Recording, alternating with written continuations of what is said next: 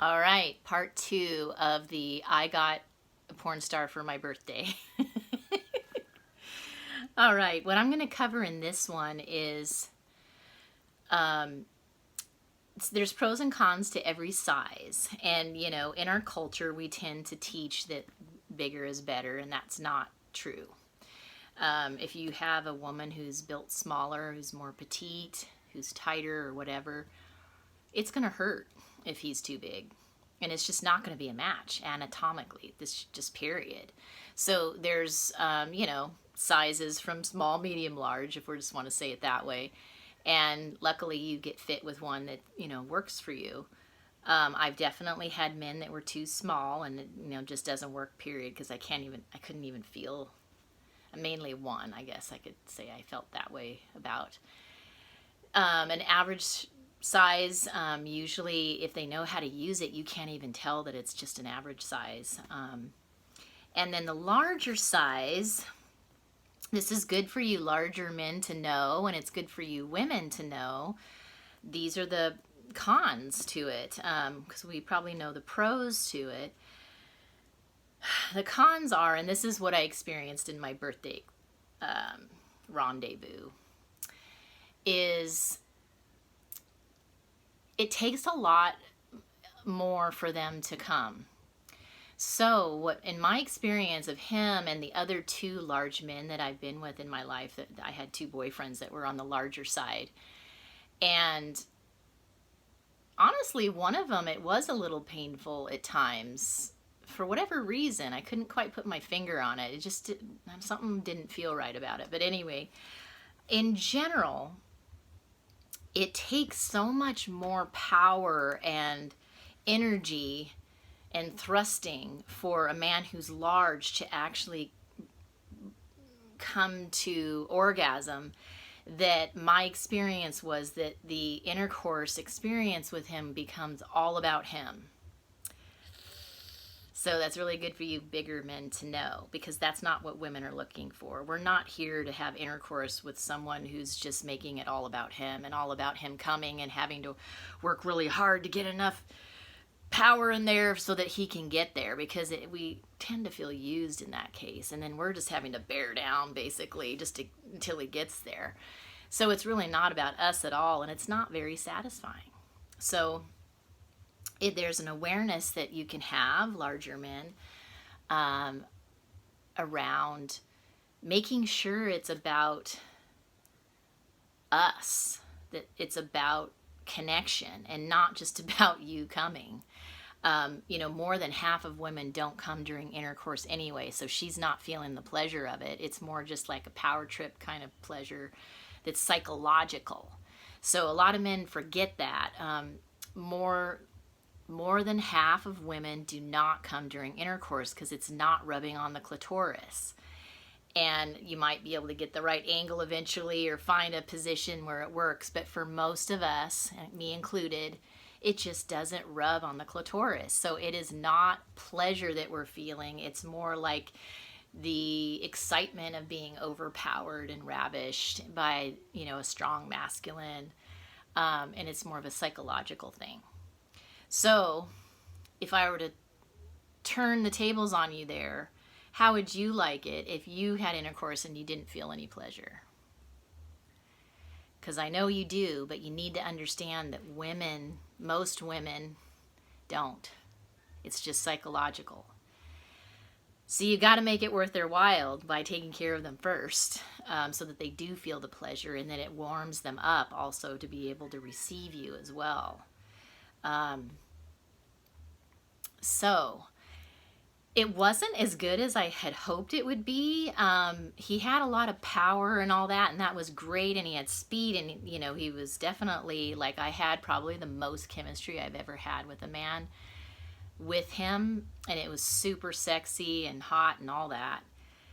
But that doesn't matter if he doesn't pleasure me. So I could tell that, like the making out part that we had the first night together was so much more connective and intimate and varied and romantic and all those things. Whereas when we got to the point later on where I did open myself to him as far as the intercourse part, then it just all became about him and him getting there, and he brought himself to orgasm twice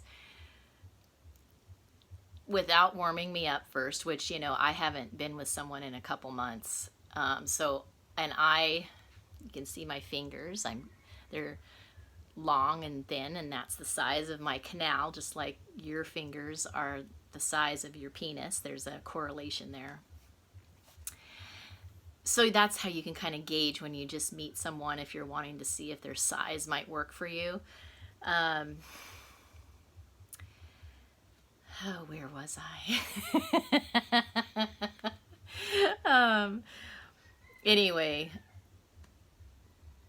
yeah, he didn't warm me up. Even though I kind of told him, oh, I haven't been with someone in several months, you know, you're going to have to break me in a little bit, but he did not ease me into it at all. And so it was a little uncomfortable. And yes, it's my job to speak up, but I was really wanting to see how aware he was, because he did so good on the makeout part, that I wanted to see if he could carry that through to the intercourse part. And that's where I find that men tend to go awry. Somehow the intercourse part, like they get penis head and they're not thinking straight, or they're not considering the woman. It's like all about them. And so I'm not a porn watcher, because I found it disturbing, honestly. I could tell the women weren't into it, and they were just doing it for the money, and that they were pretty uncomfortable at times, because I'm psychic and sensitive and all that. But my theory is that men, it's almost like you've been programmed to do it this certain way that totally doesn't work for women. And I have to believe that there's something in porn that almost repeats that pattern over and over again, so that you think that that's normal, and so you do it that way. And this is the pattern I'm talking about. You move too fast, you're not warming her up first, you're not taking care of her first necessarily. Of course, this is the generalization, okay? This is how this male pattern tends to go, and I've been the brunt of it many, many times, and so have my clients and friends. And then it's kind of more about him and him coming, and then he might come a couple times, and then you're left kind of going, well, what about me? You know? And then it's like he's too tired to be present to take care of me, and that's what happened in this case. But I did speak up, and I said, you know, I haven't come yet, and I would really like, you know, we had a bunch of pounding and stuff, but I'd really like you to maybe experience you more on the gentle side and just touch me in a way, and so that I can release. But he was tired, you know, which a man will be after releasing twice and pounding and all that. And so he's not able to stay present and focused enough to get me there. So it took longer for me to get there. And it's a little bit frustrating, because he's sort of like almost going in and out of consciousness. And then I end up feeling like an afterthought instead of, you know, important. So that seems to be, and a lot of women don't speak up, and then they don't get taken care of, and then it's like they wonder why we don't really want to do it again, or we're not that into it. And after that, you know.